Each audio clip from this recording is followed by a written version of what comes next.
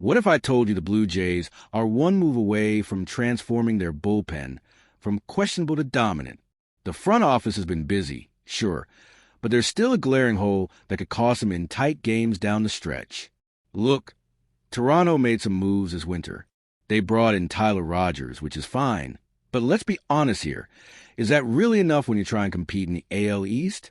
When you're going up against the Yankees and Orioles night after night, you need more than just fine. You need lockdown guys who can get those crucial outs in the 7th, 8th, and 9th innings. Here's where things get interesting.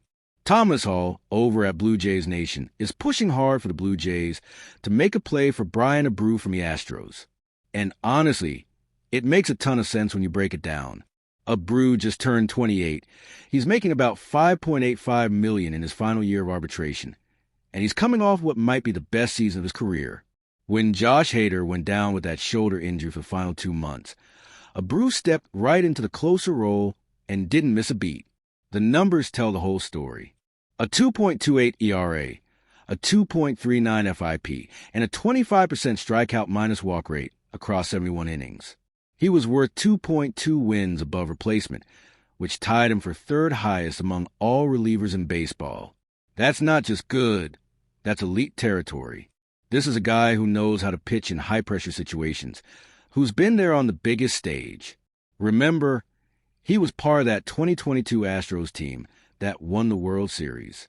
Now, why would Houston even consider moving him? Simple.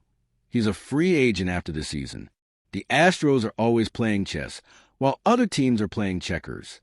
If they don't think they can extend him, or if they feel they're getting pushed out of contention, they'll cash in now rather than lose him for nothing.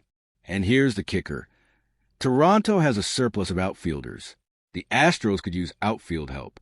The framework for a deal is sitting right there. Think about what the Blue Jays bullpen would look like with Abreu in the mix. You'd have him Jeff Hoffman, Tyler Rogers, Luis Varland, and Yimi Garcia all available for those late innings. That's depth. That's the kind of arsenal you need when you're making a playoff push.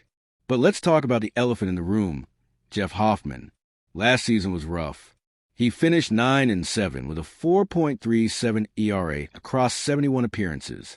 Yeah, he converted 33 of 40 saves, but those 7 blown saves hurt. And we all saw what happened in the World Series when he gave up that game-tying homer in the top of the 9th. That's the kind of moment that sticks with you. That makes a front office start asking questions. Ross Atkins basically said himself back in November. When asked about Hoffman's role, he made it pretty clear they're open to changes. He mentioned how Hoffman isn't married to being the closer, how he'd be open to anything that makes the team better. That's GM speak for, we're not completely sold on this guy in the 9th inning. Here's what I think is really going on.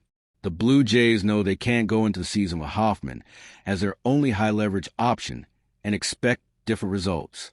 They need competition. They need someone who can push Hoffman, who can take over if things go sideways again. Abreu is exactly that guy. He's proven he can handle the closer role, but he's also versatile enough to pitch the 8th or 7th if needed. The beauty of bringing in Abreu is it creates healthy competition without completely undermining Hoffman. It gives the manager options. Some nights Hoffman gets the ball in the 9th. Other nights it's Abreu. Matchups matter. Workload matters. Having 2 legitimate closing options instead of one shaky one, that's the difference between winning and losing those one-run games in August and September. Toronto is trying to get back to October. They've upgraded the rotation. They've added pieces. But the bullpen remains this question mark that could derail everything. One trade for Bryan Abreu changes that narrative completely.